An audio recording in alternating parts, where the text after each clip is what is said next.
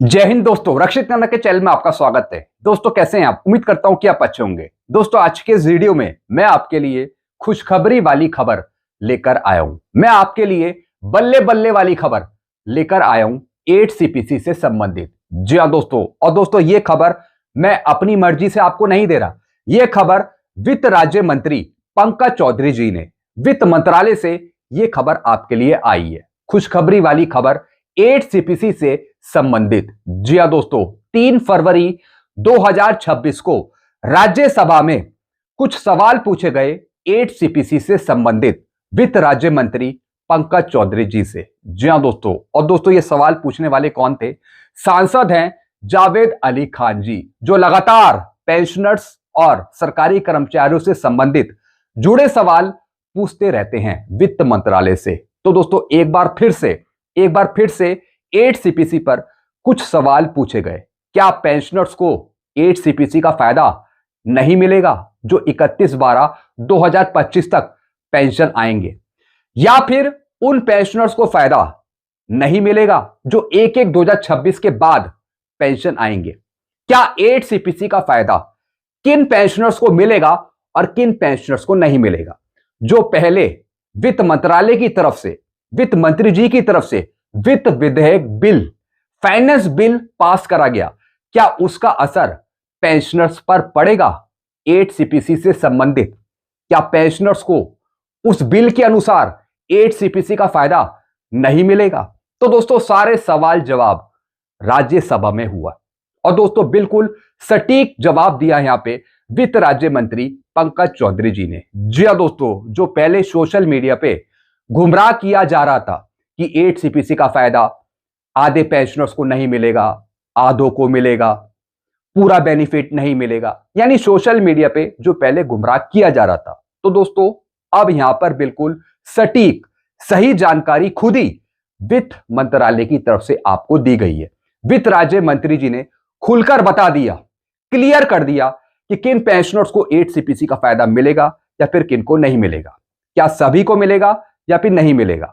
सब कुछ जानकारी दी है फाइनेंस बिल 2025 के बारे में, 8 सीपीसी के बारे में और पेंशनर्स के बारे में।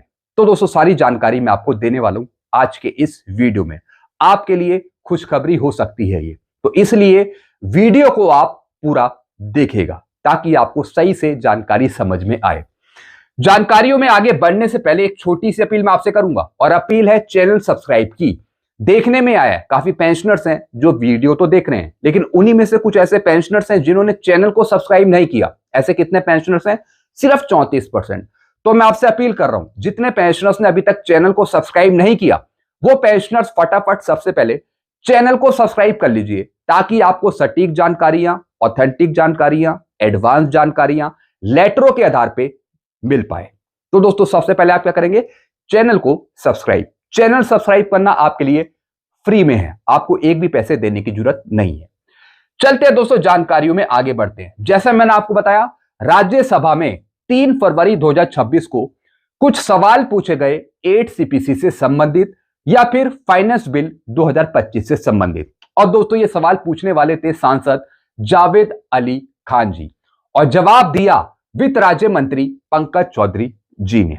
अब दोस्तों मैं आपको हिंदी में समझाता हूं क्या सवाल पूछे और फिर क्या जवाब दिया गया। अब दोस्तों यहां पे देखिए, सबसे पहला यहां पे सवाल पूछा जावेद अली खान जी ने, क्या वित्त विधेयक 2025 के बिल ने केंद्र सरकार को सेवानिवृत्ति की तिथि के आधार पर पेंशन भोगियों के बीच भेद स्थापित करने के लिए अधिकृत किया है?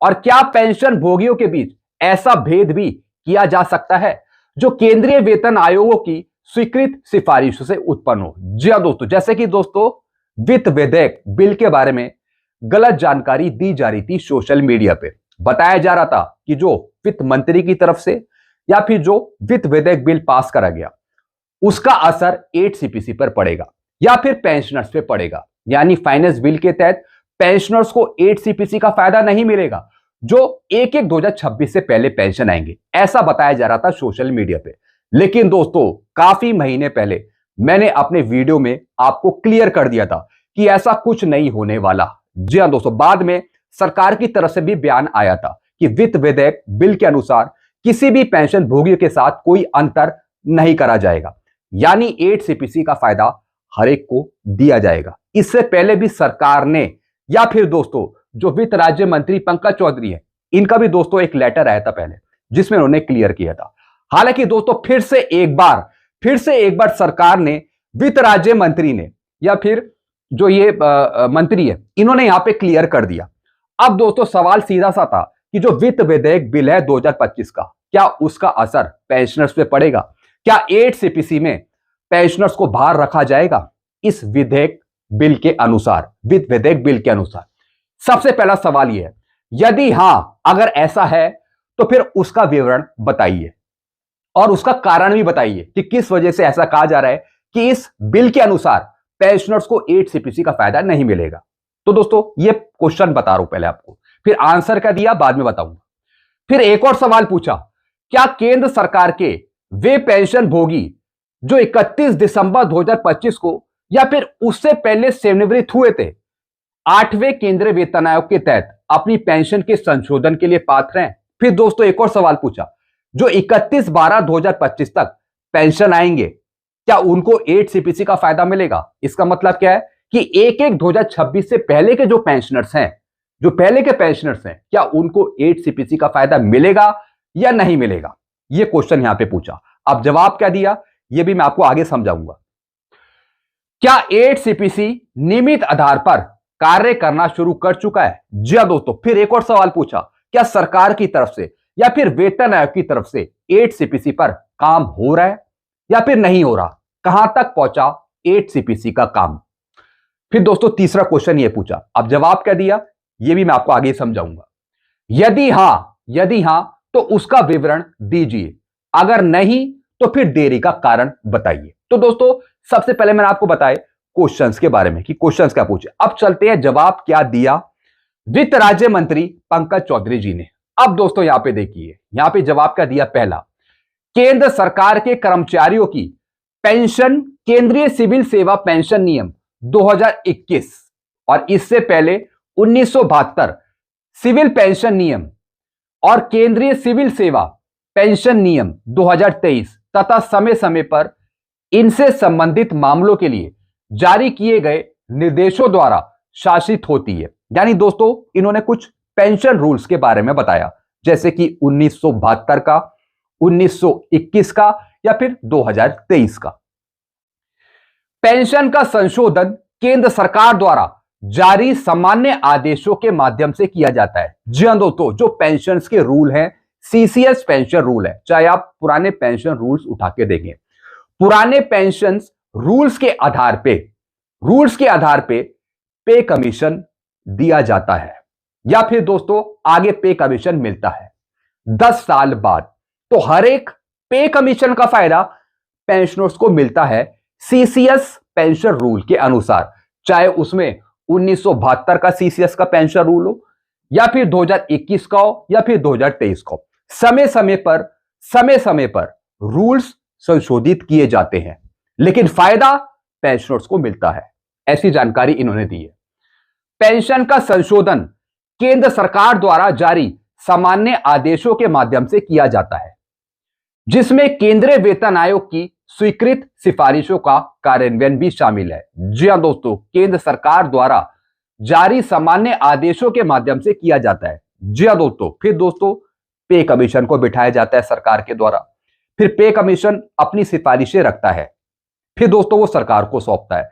यानी दोस्तों ये सब रूल के आधार पे होता है। तो सबसे पहली जानकारी इन्होंने रूल्स रेगुलेशन के बारे में दी। केंद्रीय वेतन आयोग विशेषज्ञ निकाय होने के नाते सरकारी कर्मचारियों की विभिन्न श्रेणियों के लिए अलग अलग वेतनमान, भत्ते और पेंशन की सिफारिश करते हैं। जी हां दोस्तों, यानी दोस्तों group wise, designation wise, rank wise सबके अलग अलग पे स्केल होते हैं या फिर लेवल होते हैं, जिसमें उनकी पेंशन संशोधित करी जाती है, सैलरी बढ़ाई जाती है या फिर अलाउंसेस दिए जाते हैं। वित्त अधिनियम 2025 के भाग 4 ने मौजूदा केंद्रीय सिविल सेवा पेंशन नियमों और सिद्धांतों को मान्यता दी है। जी हां दोस्तों, जो वित्त विधेयक बिल पास करा गया वो पेंशन के रूल को चेंज नहीं करता, वो सिर्फ वैलिडेशन करता है पेंशन के रूल्स को, ऐसा इन्होंने बताया। यानी इसका मतलब है कि जो वित्त विधेयक बिल है वो किसी भी पेंशनर्स के साथ भेदभाव का प्रस्ताव नहीं देता, यानी किसी भी पेंशनर्स के साथ भेदभाव नहीं होगा 8 सीपीसी में, ऐसा इन्होंने बताया।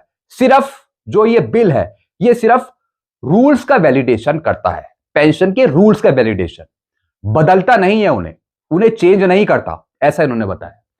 भारत की संचित निधि से पेंशन संबंधी देनदारियों का भुगतान किया जाता है और इससे मौजूदा नागरिक या फिर रक्षा पेंशन में कोई भी परिवर्तन या फिर बदलाव नहीं होता। जी हां दोस्तों, पॉइंट शुड बी नोटेड, ये पॉइंट आपको नोट करना चाहिए।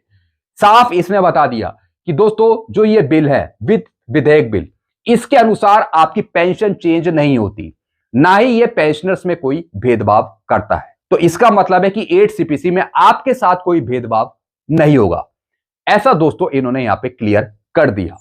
फिर बता रहा हूं दोस्तों, एक बार लाइन फिर मैं आपको पढ़वा रहा हूं।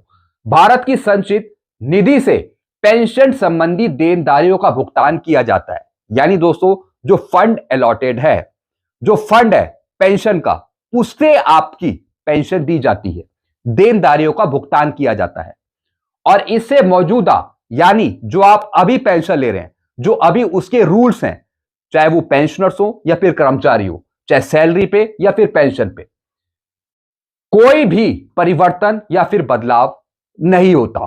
तो दोस्तों यहां पे कोई भी परिवर्तन नहीं है, ना ही कोई बदलाव है इस फाइनेंस बिल के अनुसार। तो दोस्तों यहां पे जवाब आपको मिल गया होगा। अब दोस्तों जो और क्वेश्चन पूछे, अब उसके जवाब क्या दिया है यहां पे, सरकार ने 3 नवंबर 2025 के संकल्प के माध्यम से 8वें केंद्रीय वेतन आयोग के गठन और उसके कार्यक्षेत्र यानी टर्म ऑफ रेफरेंस को अधिसूचित कर दिया। जैसा कि दोस्तों सरकार ने कर दिया, टर्म ऑफ रेफरेंस दे दिए 3 नवंबर 2025 को। 3 नवंबर 2025 के संकल्प के अनुसार आयोग अपने गठन के 18 महीनों के भीतर अपनी सिफारिशें प्रस्तुत करेगा। जी हां दोस्तों, फिर दोस्तों यहां पे सवाल पूछा गया था कि अभी काम कहां तक पहुंचा वेतन आयोग का, 8 सीपीसी पर कुछ काम हो रहा है या नहीं हो रहा। तो दोस्तों यहां पर बताया कि जो टर्म ऑफ रेफरेंस दिए गए उसमें सरकार ने 18 महीने का समय दिया है वेतन आयोग को, तो वो अपने हिसाब से काम करेगा 8 सीपीसी पर, 18 महीनों के भीतर अपनी सिफारिशें प्रस्तुत करेगा वेतन आयोग। फिर दोस्तों अगला जवाब क्या दिया, 8वें सीपीसी को केंद्रीय सरकारी कर्मचारियों के वेतन, भत्ते, पेंशन आदि पर अपनी सिफारिशें देने का दायित्व सौंपा है। जी हां दोस्तों, सरकार ने वेतन आयोग को कुछ पॉइंट समझाए हैं कि वेतन आयोग किस पर काम करेगा, आपकी पेंशन, सैलरी और अलाउंसेस, इस पर अपनी सिफारिशें प्रस्तुत करेगा वेतन आयोग। तो दोस्तों ये सारी जानकारी यहां पे दे दी वित्त राज्य मंत्री पंकज चौधरी जी ने। तो दोस्तों आपके मन में जो कंफ्यूजन थे वो तो मैंने पहले ही दूर कर दिए थे, लेकिन एक बार फिर से जो ये जवाब दिए गए इससे आपके डाउट पूरी तरीके से क्लियर हो गए होंगे। हालांकि मैं भी बीच बीच में आपके सारे डाउट क्लियर करता रहा हूं अपने वीडियो में, तो एक बार फिर से दोस्तों आपके सारे कंफ्यूजन दूर करे हैं वित्त राज्य मंत्री पंकज चौधरी जी ने। तो दोस्तों ये मैं अपने मन से नहीं बता रहा, ना ही दोस्तों मैं किसी के फेवर में बात कर रहा हूं, जो जानकारी आई है वही मैं आपको समझा रहा हूं। तो दोस्तों आपके कुछ और डाउट है तो आप नीचे कमेंट कर सकते हैं, आप अपने सुझाव नीचे रख सकते हैं कमेंट बॉक्स में। तो दोस्तों यहां पर इन्होंने साफ बता दिया कि 8 सीपीसी का फायदा दिया जाएगा जो 31/12/2025 तक पेंशन आएंगे, सबको मिलेगा फायदा 8 सीपीसी का। बाकी दोस्तों जो वेतन आयोग है वो सिफारिश रखेगा आपकी पेंशन बढ़ाने के लिए, आपकी सैलरी बढ़ाने के लिए या फिर आपके भत्ते बढ़ाने के लिए। तो दोस्तों ये सब काम वेतन आयोग के द्वारा होगा। वेतन आयोग ही आपका फिटनेस फैक्टर डिसाइड करेगा, पे स्ट्रक्चर बनाएगा, पे मैट्रिक्स बनाएगा, सैलरी स्ट्रक्चर बनाएगा, अलाउंसेस के जितने भी स्ट्रक्चर हैं, स्लैब है, वो सब वेतन आयोग ही देखेगा। तो दोस्तों आपको फिलहाल टेंशन लेने की जरूरत नहीं है, सारी जानकारी आपको पहले से भी दी जाती रही है मेरे माध्यम से। बाकी दोस्तों सरकार भी यही कह रही है। तो दोस्तों बस यही जानकारियां थी जो मैं आपके लिए लेकर आया था। ऐसी जानकारी अगर आप और पाना चाहते हैं, एडवांस जानकारियां पाना चाहते हैं, सही जानकारियां पाना चाहते हैं, तो इसके लिए आपको चैनल को सब्सक्राइब करना पड़ेगा ताकि मेरे वीडियोस के नोटिफिकेशन और जानकारियां आपको तुरंत मिल पाए और एक भी जानकारी से आप वंचित ना रह जाए। तो दोस्तों सबसे पहले आप चैनल को सब्सक्राइब कर लीजिए। आपको सटीक ऑथेंटिक जानकारी ही मिलेगी मेरे वीडियो के माध्यम से। और पेंशन की सारी जानकारियां, रूल्स, पुराने रूल्स, हिस्ट्री, नई जानकारियां, आगे क्या होगा, सब कुछ आपको पता लगेगा वीडियो के माध्यम से। तो बने रहिए चैनल पे, वीडियो देखते रहिए और चैनल को सब्सक्राइब जरूर कर लीजिए ताकि आपको आगे आने वाले वीडियो के नोटिफिकेशन भी आपको तुरंत मिल पाए। चैनल का नाम है Rakshit Khanna. Thank you so much.